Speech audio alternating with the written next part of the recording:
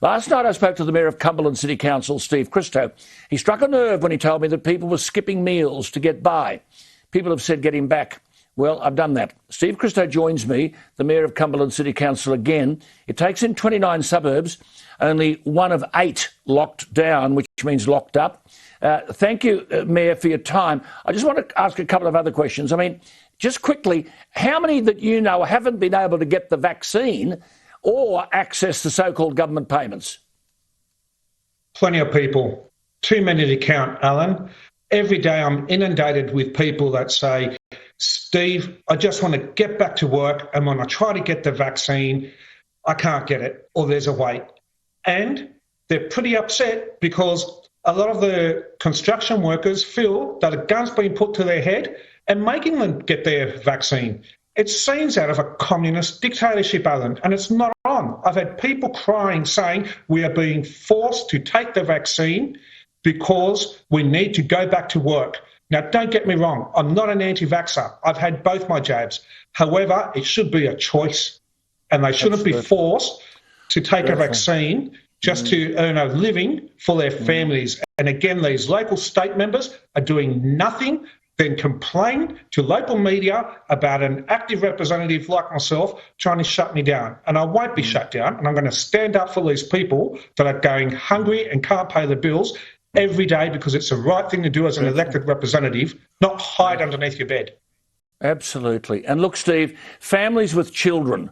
I mean, I know your main age group are people between 30 and 38 years of age. It's one of the poorest demographics in New South Wales. They're primarily low socioeconomic young families, which means they're struggling. How bad are they? How much struggling is going on $7.50 a week?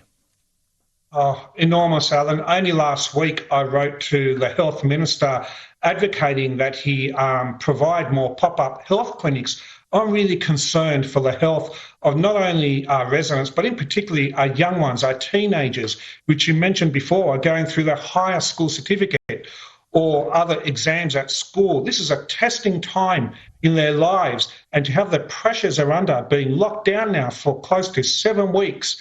And I've got a lot of parents saying, why are we paying our Catholic or private school fees when they're not being supervised or getting the access to schools that we need? I know. I mean, what about the language thing? I mean, 60% of your people were born overseas, which means that for many English is not their first language. I know you're doing everything you can to assist. You've handed out leaflets in all sorts of languages, tried to assist with putting on hold the payment of rates and so on. You've waived outdoor dining fees for 6 months. But what's the federal government doing, the state government, to get the message through to these people who have language difficulties? Well, that's a problem. I don't think they're doing much. And there's a lack of leadership across Australia on this issue. Definitely. Last time I checked, it was a Commonwealth of Australia, not the Commonwealth of Queensland, not the Commonwealth of New South Wales or Victoria, Western Australia, and we can go on and on. They haven't got a cohesive message for one and all, and to say, this is the way we're going to do it. And where we have issues, we're going to roll out leaflets in 5 or 6 different languages, and hey, state premiers, this is the way we're going to do it. There's been a lack of leadership, and that goes from the opposition as well, because there's been no opposition and they've been complicit in all of this. At what point, Steve, do these people reach breaking point?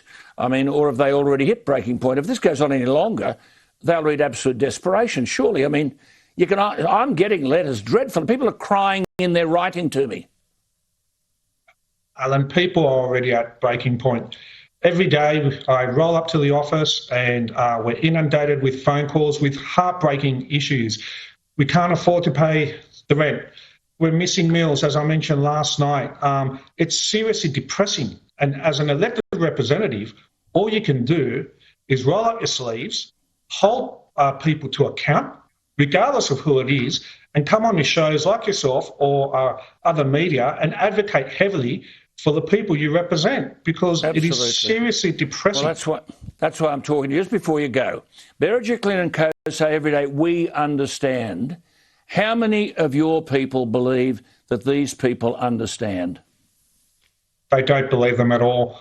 My residents now are just laughing, and they said to me, only today I had another local resident tell me, probably for the 30th time, we're actually very angry at our local state member because she's hiding in a lounge room at home while she's collecting a generous salary, and we've come to the local mayor to do her job. And that's how my residents feel. They feel betrayed and let down, and they should be remembering this next year. Hang in there. Look, we'll keep in touch with you. You'll keep in touch with me. Tomorrow night, if I can say to viewers, I'm now going to take at least four people in specific environments so that you can just see how absolutely desperate this stuff is. But, Steve, thank you for your time. That's Steve Christou, the Mayor of the Cumberland City Council. What do you all out there think? Email me, alan@skynews.com.au. The text line is 0414 000 848. Back after the break.